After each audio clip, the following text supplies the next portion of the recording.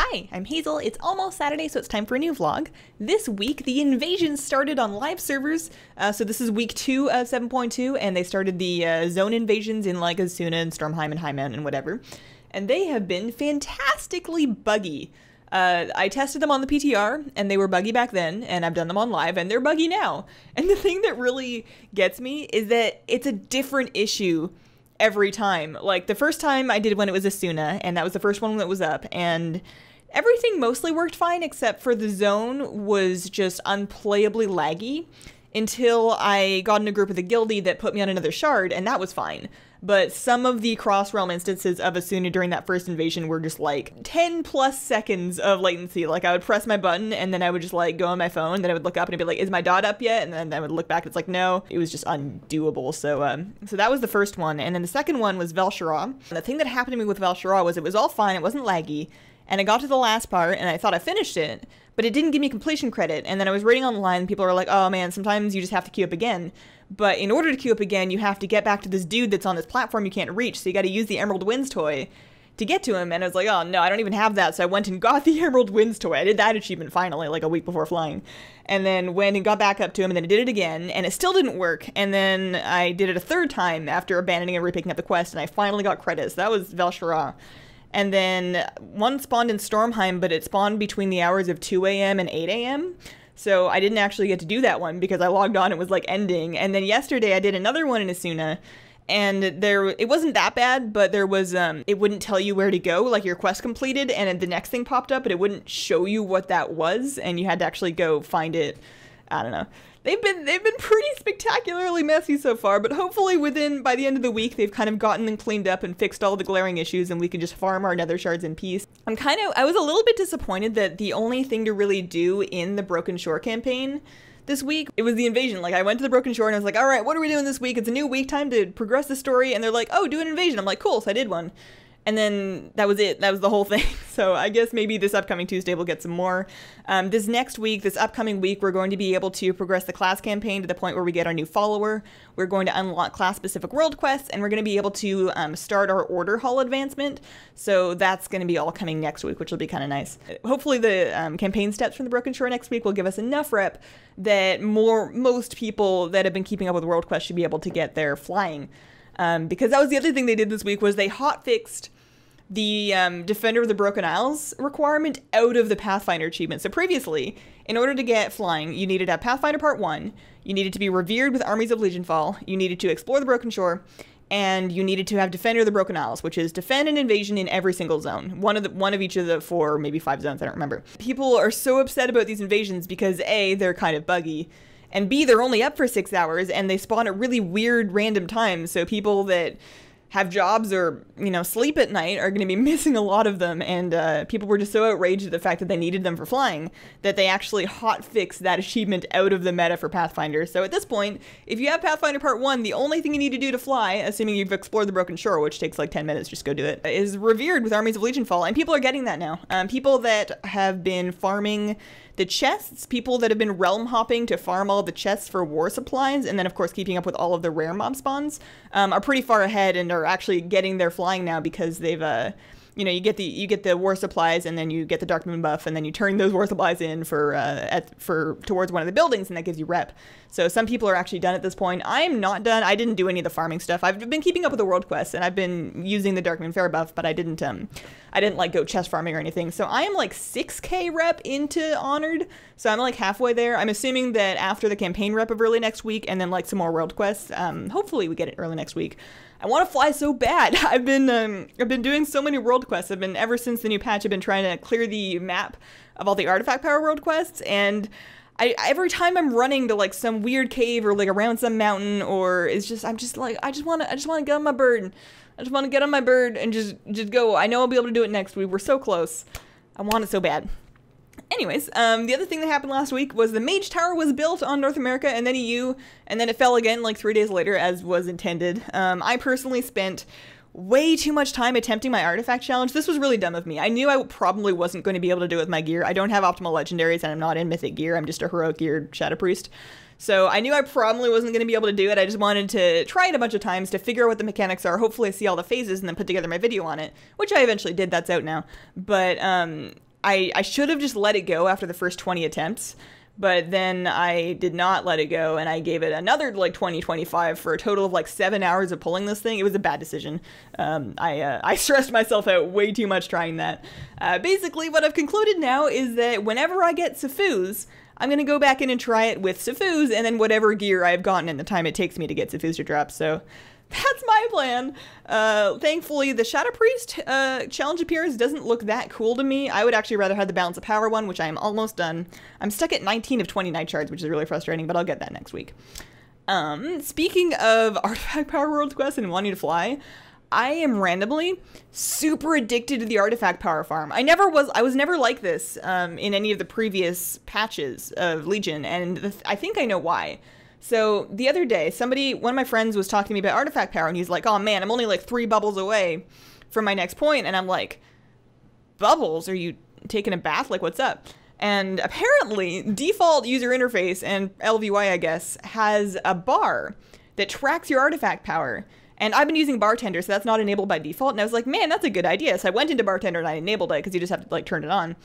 And ever since I actually have like an experience bar to track my Artifact Power, I have been trying to do everything to get more of it. I'm on I just hit point 43 last night. I'm grinding towards point 44 right now. And it's so addicting. I'm trying to, like, I'm doing all the world quests, I'm doing my random daily heroic, I'm doing my mythic zeros, I'm doing my LFRs, I'm doing my normal runs, I'm doing my, like, heroic Emerald Nightmare and TOV, like, I gotta do it all. I want all the Artifact Power, and grinding all that Artifact Power is gonna give me a greater chance at legendaries. So, oddly enough, the thing that I've been enjoying most in 7.2 so far has been just, like, Artifact Power grinding, which is weird, but it's been fun. It's been really fun. I want to get a little bit better at doing damage in dungeons so that I can push higher Mythic Plus keys to hopefully get some more gear, and because those are really good for Artifact Power too.